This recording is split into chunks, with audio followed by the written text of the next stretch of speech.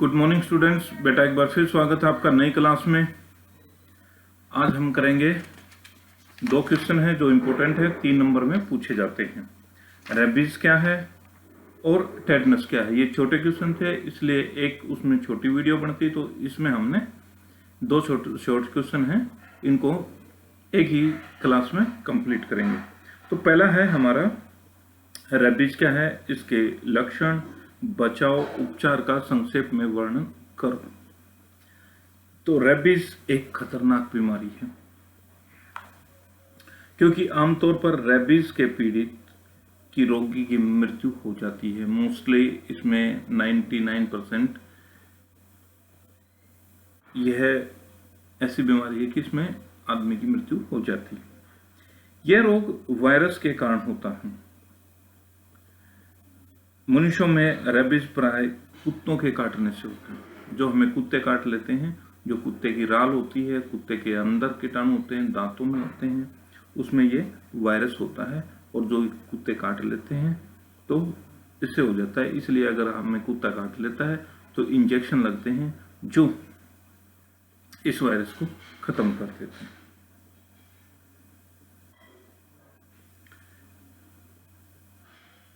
कुत्ते के काटने के 4 से 6 सप्ताह बाद रेबीज का वायरस पूर्ण रूप से विकसित होता है। यानी 4 से 6 जो सप्ताह होते हैं उसमें यह पूर्ण रूप से हमारे शरीर में विकसित होता है। भारतवर्ष में यह एक आम बीमारी है। यानी भारत में बहुत सारे कुत्ते हैं, जनसंख्या भी काफी है, कोई न कोई काटता रहता है, समय पर उपचार नहीं करता है, तो इसलिए आमतौर पर यह बीमारी भारत में पाई जाती है। इसके लक्षण क्या होते हैं? अगर यह हमें बीमारी हो जाए तो इसमें क्या होगा? बुखार का होना, कटे हुए स्थान पर दर्द होना, सिर दर्द होना, खाना पानी निगलने में परेशानी होना, पानी से डर लगता है। यद्यपि रोगी को प्यास लगी है परंतु वह पानी नहीं पी सकता, तो इतना भय लगता है कि अगर उसको प्यास भी लगी है तो वो पी नहीं सकता। जो हमारी सांस संबंधी, श्वसन संबंधी मांसपेशियां वो पिचक जाती हैं और रोगी को प्राय भ्रम या भ्रांति होने लगती है, उसको कुछ भी भ्रम होने लगता है। इस तरह के इस बीमारी के लक्षण होते हैं। पानी से डर लगता है, खाना पानी निगला नहीं जाता, पानी से भी डर लगता है, जो हमारी सांस लेने की नाली है वो भी सिकुड़ जाती है और रोगी भ्रमित रहता है। बचाव व उपचार, तो इसके क्या क्या बचाव करने चाहिए और कैसे इसका उपचार करना चाहिए। पशु के काटने के केस में स्वास्थ्य विभाग को तुरंत सूचना देनी चाहिए। आवारा कुत्तों के साथ नहीं खेलना चाहिए। पालतू कुत्तों को रेबीज प्रतिरोधक टीका अवश्य लगवाना चाहिए। यानी अगर हम घर में कुत्ता पालते हैं तो उसको जो रेबीज उसके शरीर में ना हो, अगर वो काटता है या और कुछ करता है तो हमें परेशानी ना हो, और जो बाहर आवारा कुत्ते रहते हैं उनके साथ हमें कभी नहीं खेलना चाहिए। ऐसे जानवर जिन पर रेबीज का संदेह हो उससे कम 10 दिनों तक ध्यान रखना चाहिए। यदि उसे वास्तव में रेबीज है तो उसे तुरंत मार देना चाहिए। यानी ऐसा जो कोई पशु जिसके अंदर रेबीज के लक्षण दिखाई देते हैं तो उसको पूरा ध्यान देना चाहिए और उसे तुरंत मार देना चाहिए।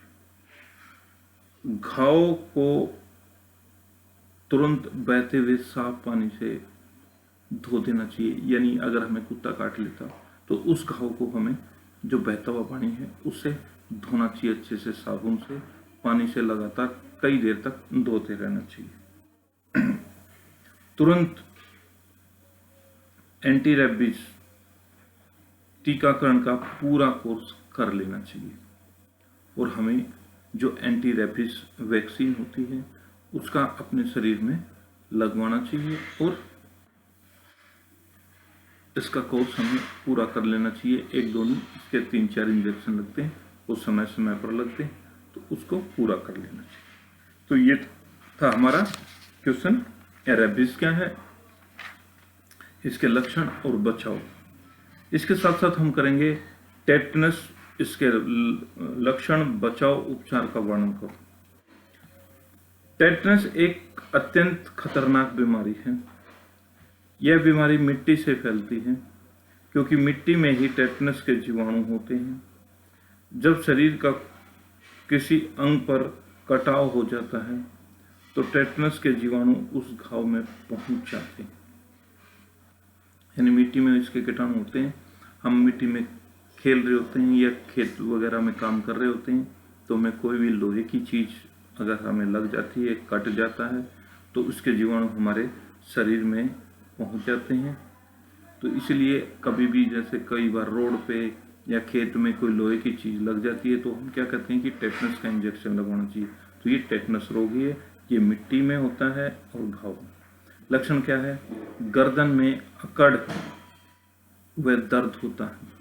इसमें गर्दन में अकड़ होगी और दर्द रहेगा। जबड़ा, जीभ या बंद हो जाता है, उसका जबड़ा और जीभ होती है वो बंद हो जाता है।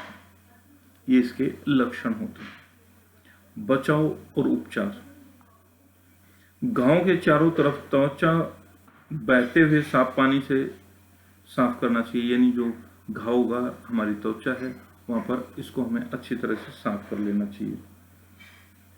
घाव को धोने के बाद उस पर तुरंत डिटोल लगा देनी चाहिए। इसके बचाव में बचपन और गर्भावस्था के कारण टीकाकरण अवश्य करवा लेना चाहिए। यानी एक बचपन में टीका भी लगता है, और जब गर्भवती माँ होती है तो उसको भी टेटनस का इंजेक्शन लगता है, जिससे फिर बच्चे को कोई आगे चल के इस तरह की परेशानी नहीं होती है। शरीर के किसी भी हिस्से पर चोट लग जाए तो तुरंत एंटी टेटनस का टीका लगवाना चाहिए। ये थे हमारे इसके बचाव उपचार। ये 2 क्वेश्चन है, ये मोस्टली 3 नंबर में पूछे जाते हैं, इंपॉर्टेंट है।